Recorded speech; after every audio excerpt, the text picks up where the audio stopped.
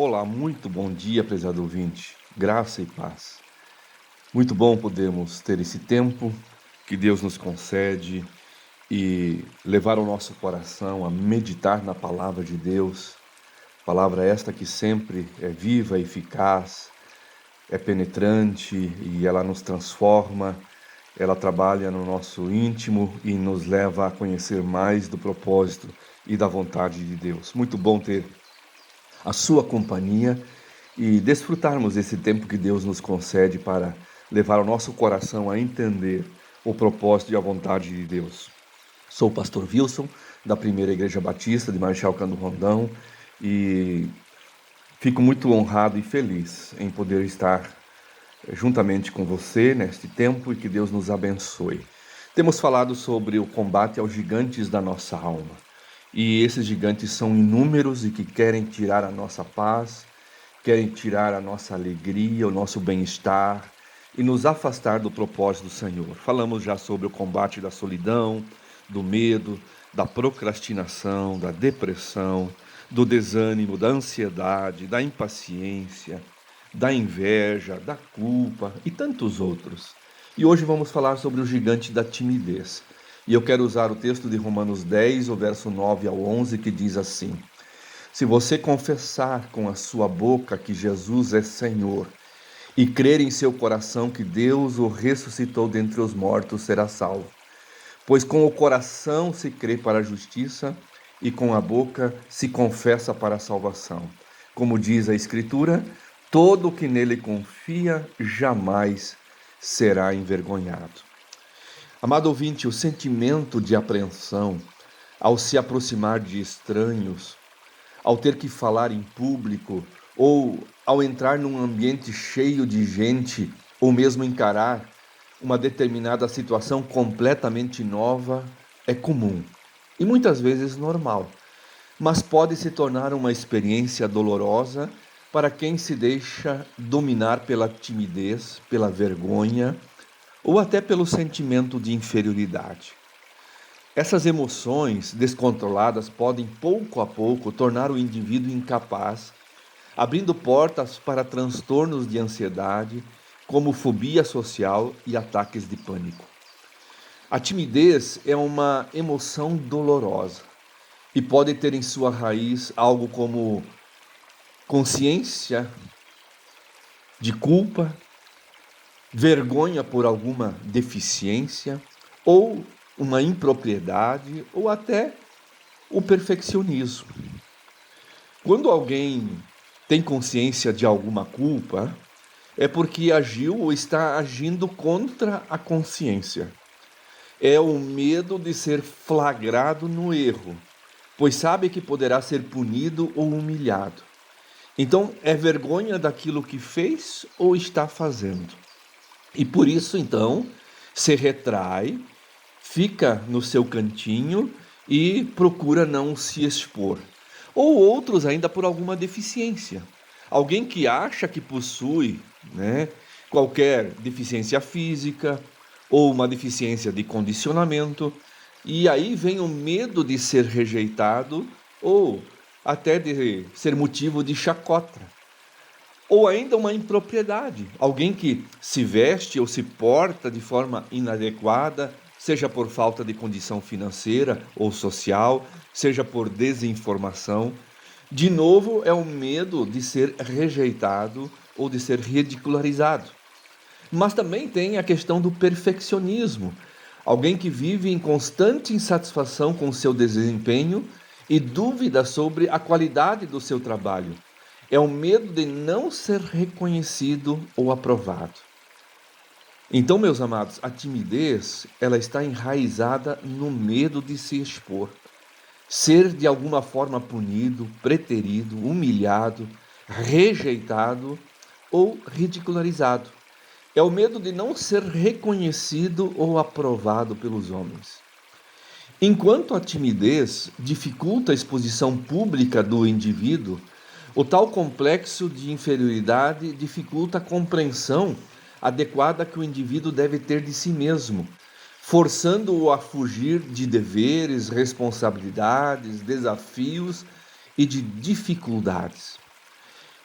Conquanto haja diferenças na conceituação entre timidez e complexo de inferioridade, porque timidez é medo de se expor, é medo de ser visto, o complexo de inferioridade são sentimentos de insuficiência, de incapacidade, ou como nós comumente chamamos de baixa autoestima. Parece haver uma correlação muito estreita entre complexo de inferioridade e timidez, mas existe sim o medo ou o temor do homem. Ou seja, o que os outros irão pensar de mim? O que os outros farão comigo ou contra mim?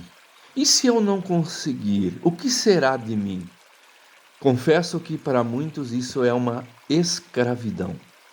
Sabemos que estamos diante de um problema de extrema importância no mundo atual, especialmente ao levar em conta o enorme volume de publicação nas livrarias, nos jornais, de palestras oferecidas e de produtos vendidos com a promessa de nos fazer sentir melhores, elevando a nossa autoestima, tornando-nos capazes de derrotar a timidez. Então, sinceramente, como se ver livre desses sentimentos de inferioridade, ou de insegurança, ou de inadequação? Como vencer o medo do fracasso, do acanhamento, diante de pessoas estranhas, de inibição, que toma conta de muitos quando tem que falar em público? Como não deixar derrotar diante da possibilidade do escárnio ou do ridículo? Como enfrentar os desafios e cumprir os deveres e superar as dificuldades? Como de fato combater a timidez? A Bíblia, prezado ouvinte, descreve esse problema e quais as armas ela nos oferece para combater este gigante da timidez. Comecemos examinando se ou quando a vergonha ou quando a timidez de fato são apropriados ou quando não são apropriados. Então vamos lá. Quando a vergonha e a timidez são apropriados? Quando não progredimos no conhecimento de Deus.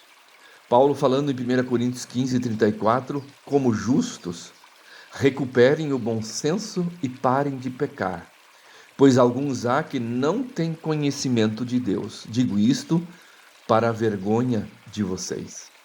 Então o que Paulo está falando, que quando a gente não cresce e quando a gente não busca o progresso em conhecer a Deus, nos livrando de situações da nossa vida que nos impedem de nos aproximar de Deus, então a vergonha, ela é de fato saudável e ela é apropriada. Mas também ela é apropriada quando nós não nos preocupamos com desonrar a Deus diante dos outros. 1 Coríntios 6, 5 e 6 diz: digo isto para envergonhá-los. Acaso não há entre vocês alguém suficientemente sábio para julgar uma causa entre irmãos? Mas ao invés disso, um irmão vai ao tribunal contra outro irmão, e isto diante de descrentes. Então, quando a gente tem situações que nós não resolvemos da forma que deveria ser resolvido, e expomos então o nosso testemunho diante das pessoas, isto realmente deveria nos levar a um sentimento de vergonha. Mas também a timidez e a vergonha, ela é apropriada quando nós não paramos de pecar contra Deus. 1 Tessalonicenses 3, 14 e 15 diz: se alguém desobedecer ao que dizemos nesta terra, marque-no e não se associem com ele, para que se sinta envergonhado. Contudo, não o considerem como inimigo, mas chamem a atenção dele como irmão.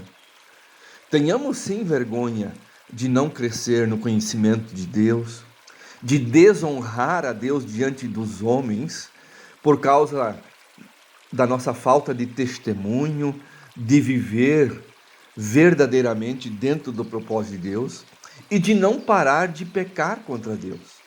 Mas que esta vergonha, em vez de nos paralisar, nos leve ao arrependimento e à mudança de vida. Essa culpa que produz tristeza e acanhamento não é para nos destruir, mas é para nos levar ao arrependimento. A Bíblia, a mensagem em 2 Coríntios 7, verso 9 ao 11, ela diz: vocês permitiram que a tristeza os levasse a Deus, e não que os desviasse dele, e saíram ganhando, e não perdendo. A tristeza que nos aproxima de Deus age assim. Ela abala nossas estruturas e nos leva de volta ao caminho da salvação. Jamais lamentamos ter experimentado esse tipo de dor.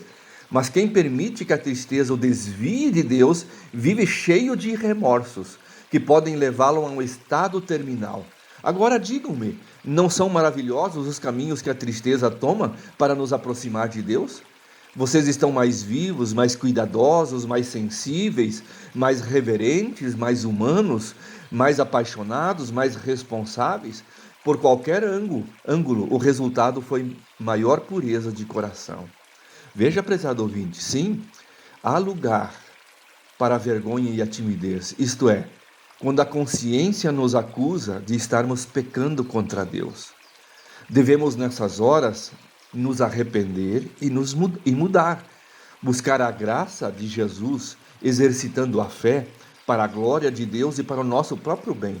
Isto é amadurecimento, é crescimento espiritual. É quando a gente lamenta e a gente se entristece e vê que aquilo tem nos prejudicado no nosso relacionamento com Deus. E esse tipo de vergonha, sim, ela é apropriada. Mas quando a vergonha não é apropriada? Quando nós nos envergonhamos de Cristo e da sua palavra. Marcos 8,38 diz: se alguém se envergonhar de mim e das minhas palavras nesta geração adúltera e pecadora, ou seja, diante dos amigos inconstantes e sem futuro, o Filho do Homem vai se envergonhar dele quando vier na glória do seu Pai com os santos anjos. Veja então, prezado ouvinte, nós não devemos nos envergonhar de Cristo e da sua palavra. Nós devemos levar o compromisso com Cristo a sério. Evidenciar com o nosso testemunho, com a nossa vida, de que realmente Cristo, Ele nos transformou. 2 Timóteo 1, versos 7 a 9, Paulo diz: pois Deus não nos deu o espírito de covardia, de medo, de timidez, mas de poder, de amor e de equilíbrio. Portanto, não se envergonhe de testemunhar do Senhor, nem de mim, que sou prisioneiro dele, mas suporte comigo os meus sofrimentos pelo Evangelho, segundo o poder de Deus que nos salvou e nos chamou para a santa vocação. Então, amado ouvinte, não seja tímido quando se tratar do Evangelho de Cristo, do irmão em Cristo e do testemunhar da vida cristã. Não tenha vergonha. Afinal, todo que nele confia, Paulo diz em Romanos 10, jamais será envergonhado. Não tenha vergonha, não tenha timidez, mas tenha confiança e fé. Romanos 9,33 diz assim, como está escrito: eis que ponho em Sião uma pedra de tropeço e uma rocha que faz cair, e aquele que nela confia jamais será envergonhado.